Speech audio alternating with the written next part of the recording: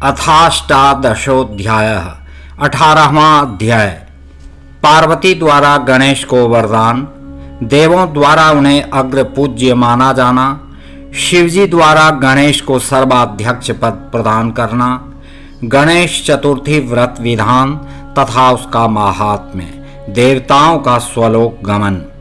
नारद जी बोले, हे प्रदेश्वर, जब गिरिजा ने अपने पुत्र को जीवित देख लिया तब क्या हुआ? कृपा पूर्वक उसको आप कहिए। ब्रह्मा जी बोले, हे मुनीश्वर, जब देवी ने देख लिया कि मेरा पुत्र जीवित हो गया, उसके बाद जो हुआ उसे आप सुनिए। मैं उस महान उत्सव को कह रहा हूँ।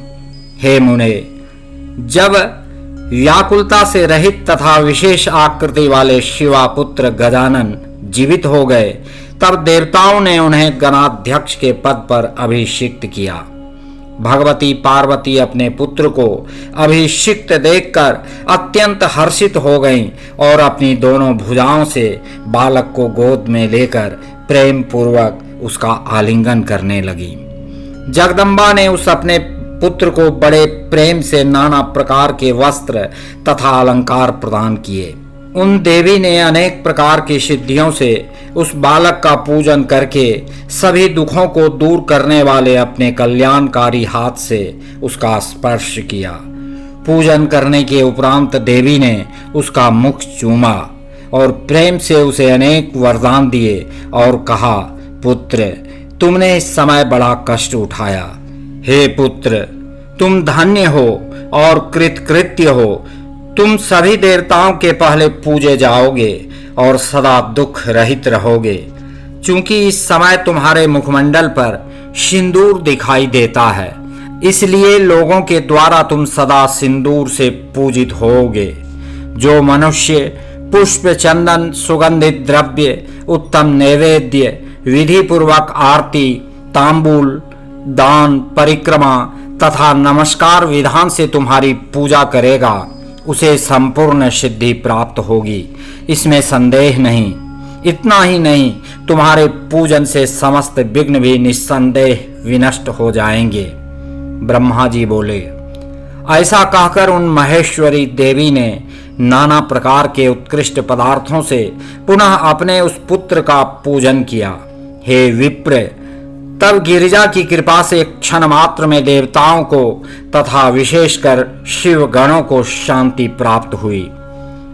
उसी समय इंद्रादि देवता प्रसन्नता से शिव की स्तुति करके उन्हें प्रसन्न कर भक्ति युक्त होकर पार्वती के पास ले गए। शिव को ले जाने के अनंतर उन देवताओं ने तीनों लोक के सुख के लिए महेश्वरी के उस पुत्र को शिव की गोद में बैठा दिया।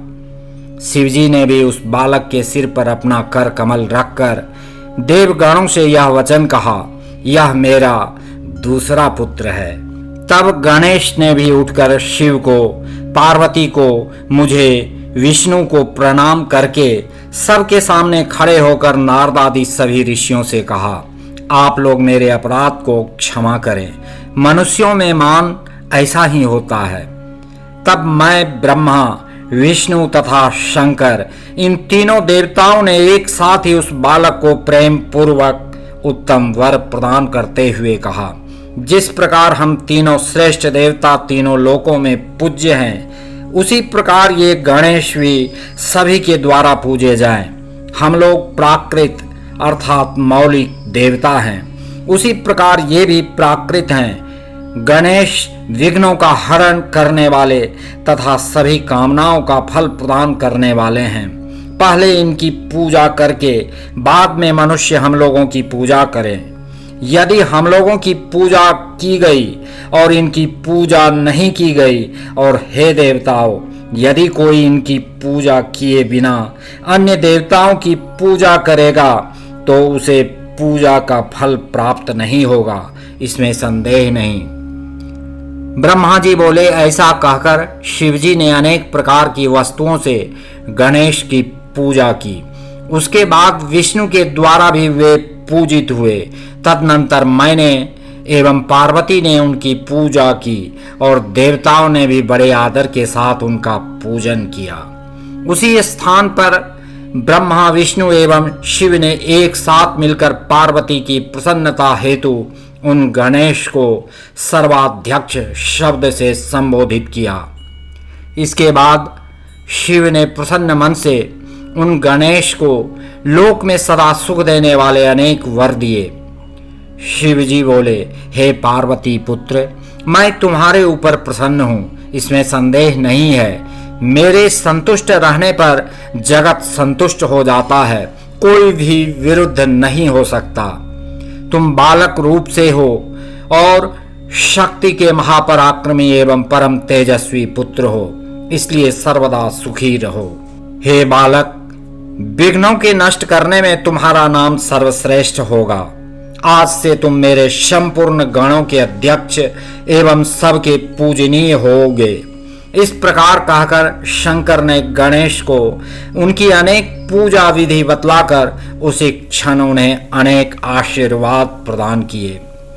उसके बाद देवताओं एवं अप्सराओं ने प्रसन्न होकर अनेक प्रकार के गीत, वाद्य तथा नृत्य किए। इसके बाद कल्याणकारी महात्मा शंकर ने प्रसन्न होकर उन गणेश को पुनः वर प्रदान किया। हे गणेश्वर, तुम भाद्रपद मास में कृष्ण पक्ष की चतुर्थी को शुभ चंद्रोदय काल में उत्पन्न हुए हो और रात्रि के प्रथम प्रहर में गिरिजा के चित्त से तुम्हारा रूप आविर्भूत हुआ है, इसलिए उसी दिन तुम्हारा उत्तम व्रत होगा। उसी दिन से आरंभ कर उसी तिथि को सभी सिद्धियों के लिए मनुष्य को प्रसन्नता पूर्वक इस सुंदर व्रत का अनुष्ठान करना चाहिए। एक वर्ष में जब भाद्र मास के कृष्ण पक्ष की चतुर्थी तिथि पुनः आए, तब तक वर्ष पर्यंत तुम्हारे व्रत को मेरी आज्ञा से करना चाहिए।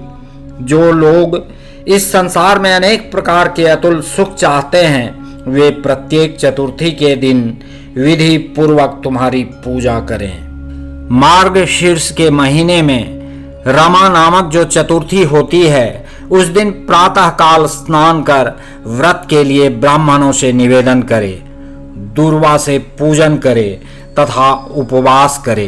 रात्रि का प्रथम प्रहर उपस्थित होने पर स्नान करके मनुष्य को गणेश का पूजन करना चाहिए।